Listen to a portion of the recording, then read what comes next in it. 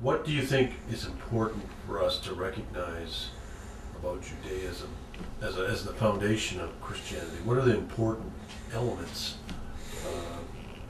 of Judaism that we should recognize, other than the feasts that you've already mentioned, which have prophetic are revealing as to the coming of Christ? But what are the elements of Judaism that made it such a powerful religion?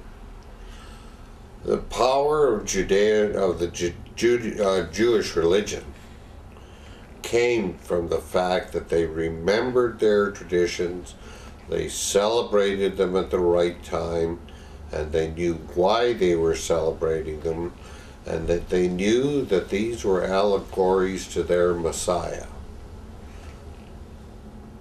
And we have lost that. And we have lost that.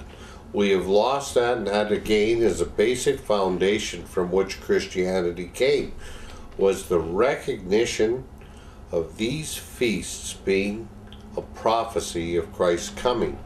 It was done that way to the Jews so that they would recognize their Messiah when he did come, and see that he was fulfilling all these prophecies in his life on earth. But then the Jews turned aside of Christ and said, he is not the Son of God, and rebelled and wanted him crucified, and went along with the crucifixion of Christ. So how do you explain that?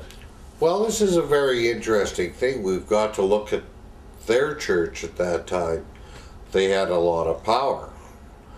Jesus came into the world with real supernatural power. He could heal the sick, raise the dead, walk on water. Probably a lot of other things that we've heard about and haven't heard about.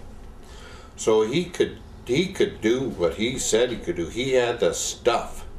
So who do you want to follow? Somebody that just flaps his gums, or somebody that actually has the stuff?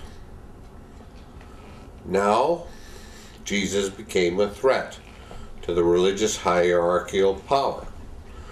As it turned out, Jesus was crucified exactly at the time of Passover. So that in fact, during Christ's trial, it was set up originally by the high priest of the day, so that it was the high priest who was supposed to offer the Passover sacrifice, which was the primary sacrifice that the Jews had to atone for their sins. So Christ was actually sacrificed by the high priest, and in an allegorical way to the paschal sacrifice, Jesus became the true paschal sacrifice, sacrificed by the high priest at the time of Passover, on the day of preparation of the high priest. So Christ was prepared to be the ultimate high priest by his crucifixion. Yet the Jews still didn't recognize that. Why? Oh, the religious everybody recognized it. They were afraid of him then. They didn't want their power taken away. So it's the same. It's an old story of we'll get rid of you if you're a threat, kind of thing. That's pretty much sums it up. So they basically gave up all what they truly believed in to rid themselves of a spiritual nuisance, so to speak. So it would appear.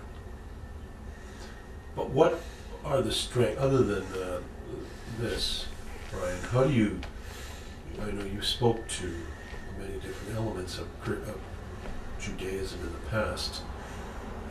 What are the things that you think stand out? I mean, you brought up this good point that they've stuck to their traditions, and their traditions have produced for them. Yeah. It's given them what? What has their traditions given them? While their traditions really gave them the understanding of the law. And when they followed the law of Moses, they found that their society ran well. And since everybody followed the core values associated with the law, all amongst themselves within their own community, their society ran well. That's why they were so successful in what they did. Because built into sticking into your core values, like I say, are the elements of cooperation, compassion, and love. And does that still exist today in Israel? That they seem to be able to hold off hordes around them, so to speak, in this tiny little nation. Is that still a reflection of their ability as a culture, as a society, as a religion? What it appears is the reason why Israel is so powerful is they have not yet deviated too far from their core values that are associated with the law of Moses and the celebration of all their feasts at the right time and the remembrance of their traditions. There are still elements of Orthodox Judaism that follow the lineage of important people throughout history, so that at the end of the day, they'll know what tribe you come from and where you fit into the Jewish culture, particularly the Levites, who are the Jews' priestly family. So in other words, the priesthood is pretty much intact on the same wavelength as they were all through history. There's been very few political deviations from that by the priesthood. You say that the natural and the supernatural are recognized in creation in order and in harmony. What do you mean by this?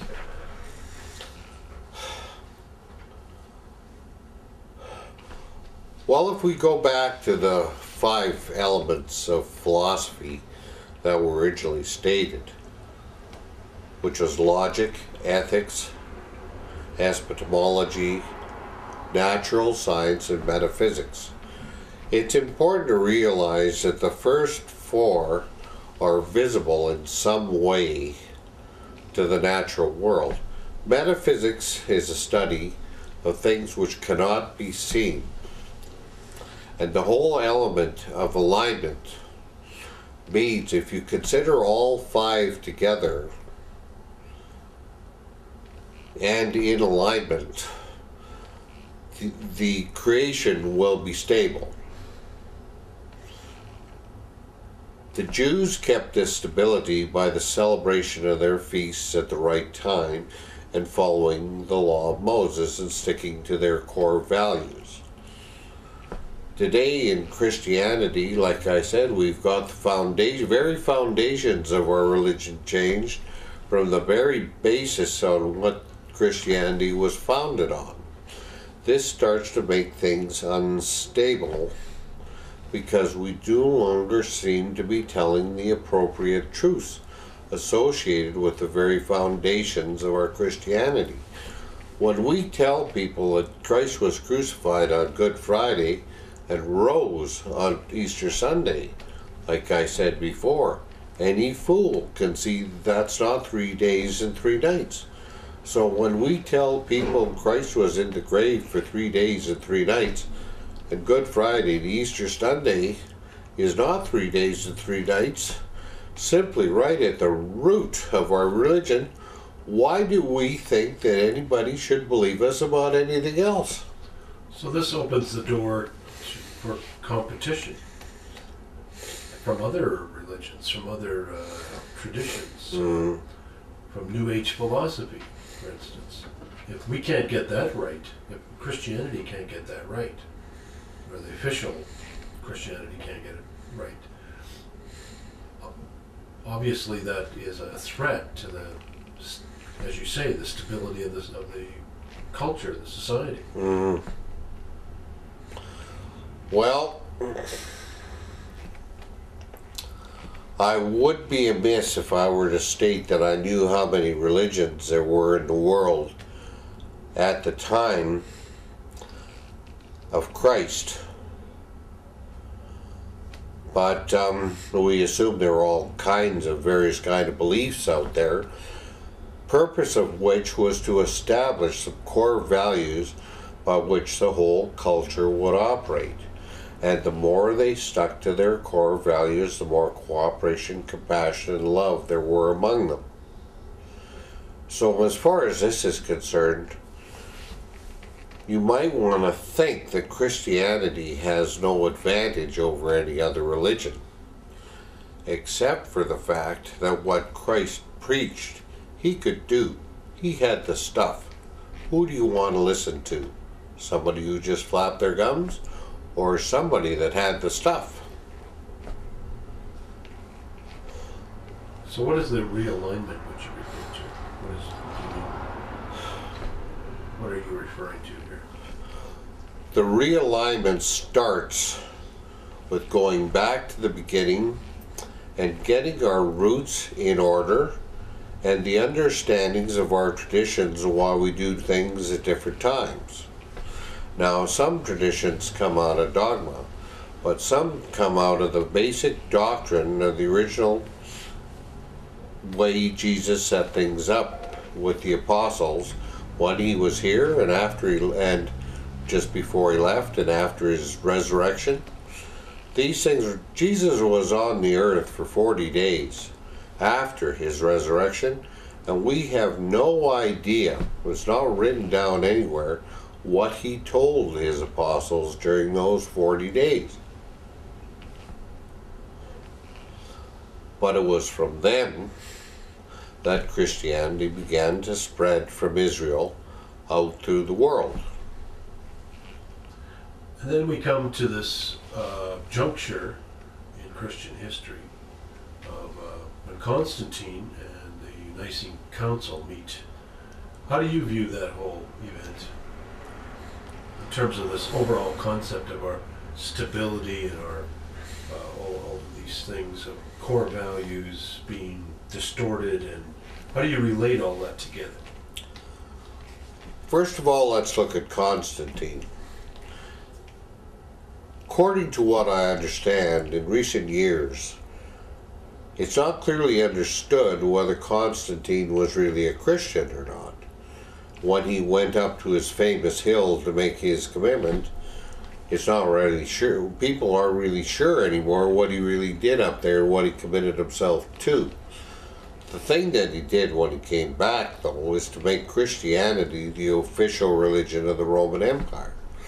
So now we have a situation where people were basically told that the official religion was Christianity, and that's the one that they had to belong to if they wanted to be a Roman, perhaps. And whereas prior to that, Christians became Christians because they came to believe in the death and resurrection of Christ, and the Sermon on the Mount, and all the things that the apostles said, and how to live their life that way with that set of values. Now we have a bunch of people come into the picture that say they're Christians and maybe don't believe, don't have the core values, and are just doing it to put on the cloak of Christianity, but rejects the power that comes from Christianity to change a person's heart. You cannot change your own heart. Only God can change a heart. You cannot change your own heart. Only God can change a heart.